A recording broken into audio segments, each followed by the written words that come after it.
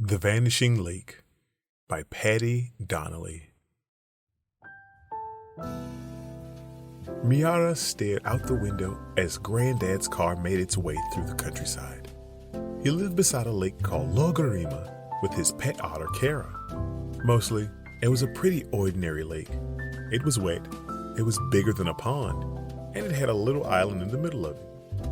However, there was one peculiar thing about Granddad's lake. Every so often, for whatever reason, it would vanish. The whole thing. Gone. When it would rain, the lake would fill back up again and everything would seem normal until the next time it vanished. Sometimes it was there, then it wasn't, then it was there again.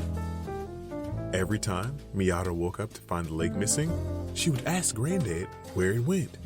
And every time, he had an answer for her. Must have been the sheep this time. They go swimming when it's hot, and their wool soaks up all the water.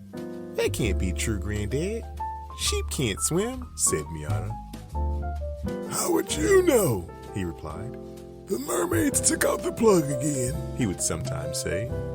Or I suppose it could have been narwhals doing handstands again, said Granddad.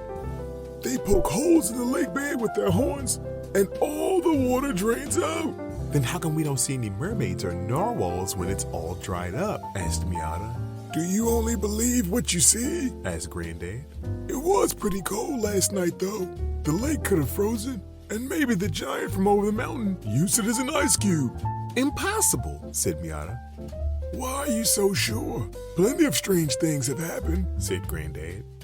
Miata would wander around the dry lake bed, looking for clues to solve the mystery.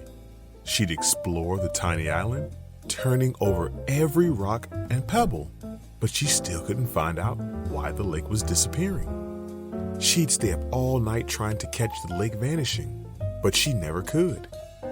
It's no use, Miata said. I give up. It's a complete mystery, and I don't care where the lake goes. Follow me, said Granddad.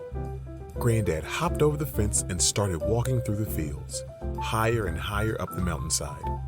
Miata followed. Where are we going? Asked Miata. You'll see, replied Granddad. Just be patient. Once they were higher up than Miata had ever been, Granddad lay in the long grass and handed Miata his binoculars. Now, we wait. They waited for a long time, staring at the lake.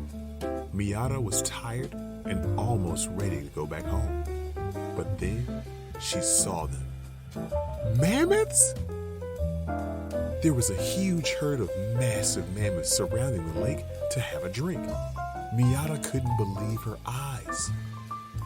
They come here when it's totally quiet and almost nobody's looking, whispered Granddad. But where do they come from? How are they here? Asked Miata. Granddad just smiled and said, I have absolutely no idea. Miata was stunned as she watched the mammoths drink the whole lake dry and then leave as quickly as they appeared. Now you have to keep this a secret, said Granddad. Nobody would believe me if I did tell them, said Miata. And as Granddad and Miata walked back home down the mountain, it started to rain. The end.